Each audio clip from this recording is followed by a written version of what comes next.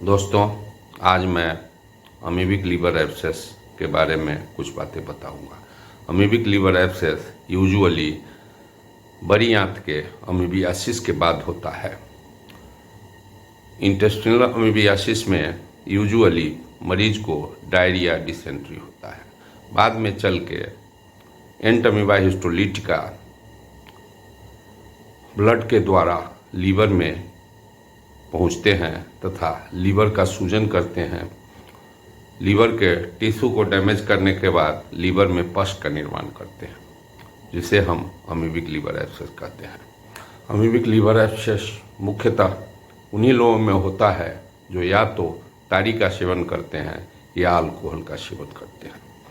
Patient मुख्यतः middle income group, low middle income group या lower strata से होते हैं। पेशेंट में मुख्यतः एब्सेस बनने के बाद काफ़ी बुखार होती है। बुखार के बाद पेट में दर्द, दाहिनी तरफ ऊपरी भाग में, साथ साथ कंप्लीट लॉस ऑफ एपेटाइट, भूख मर जाता है, पसीना बहुत चलेगा, बेचैनी रहेगी, पेट की खराबी, डायरिया, डिसेंट्री भी हो सकती है।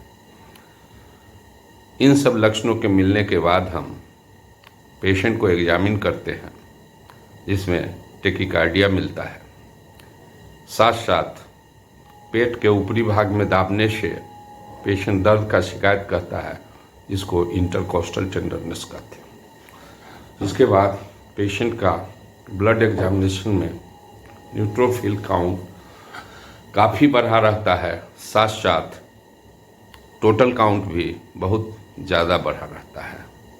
यह था 11,000 से ज़्यादा ही रहेगा, यह 25,000, 30,000 तक भी हो सकता है। न्यूट्रोफिल का संख्या 90%, 94% तक हो सकता है। इसके बाद हम लोग अल्ट्रासोनोग्राफी कराते हैं। अल्ट्रासोनोग्राफी में पस का डायग्नोसिस होता है, साथ साथ पस की मात्रा कितनी है, 20 ml, 30 ml से लेके 800, 900 तक पस का मात्रा हो सकता है। किसी किसी केस में सीटी स्कैन की आवश्यकता पड़ती है। पस का डायग्नोसिस होने के बाद हम पस के ट्रीटमेंट में पहला प्राइमरी ट्रीटमेंट है पस को बाहर निकालना। वाइड बोर नीडल से हम लोग एस्पिरेट करते हैं, जो कि अल्ट्रासाउंड गाइडेड होता है, उसमें आसानी होती है। 4 से 5 बार तक भी बड़ा एब्सेस में एस्पिरेशन का आवश्यकता पड़ सकता है। एस्पिरेशन के अलावे पेशेंट को जनरल वाइड स्पेक्ट्रम एंटीबायोटिक के साथ साथ मेट्रोनिडाजोल, जो अमीबियासिस का प्राइमरी ट्रीटमेंट है, देना आवश्यक है। मेट्रोनिडाजोल का डोज प्राइमरी स्टेज में 2400 मिलीग्राम तक दे सकते हैं। मेट्रोनिडाजोल मिनिमम 10 डेज दिया जाता है, ज़्यादा समय तक भी देना पड़ सकता है। साथ साथ पस का कल्चर सेंसिटिविटी करा के अगर सेकेंडरी इन्फेक्शन एसोसिएटेड है तो एंटीबायोटिक ट्रीटमेंट भी देना चाहिए।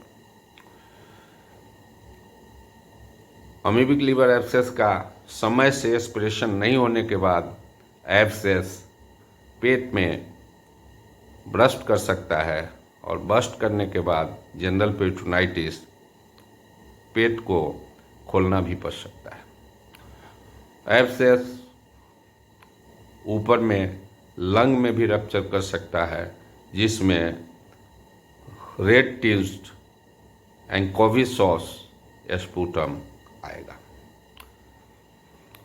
इसके अलावे लीवर एब्सेस के कारण पेरिकार्डाइटिस, पेरिकार्डियल इफ्यूजन भी हो सकता है। अतः लीवर एब्सेस जानलेवा भी हो सकता है। अतः लीवर एब्सेस से, अमीबिक लीवर एब्सेस से संबंधित निम्नलिखित सलाह आवश्यक है। अल्कोहल का सेवन नहीं किया जाए, तारी का सेवन नहीं किया जाए। इन चीज़ों का सेवन करने से लीवर एब्सेस दोबारा भी होता है। 1 साल पहले लीवर एब्सेस हुआ, फिर इस साल लीवर एब्सेस लेके आया। दूसरा, इम्यूनिटी को निश्चित रूप से बढ़ाना चाहिए।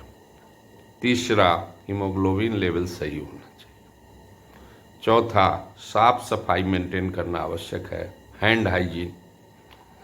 कभी भी कच्चे सामानों का उपयोग भोजन में काफ़ी साफ सफाई के बाद ही करना चाहिए।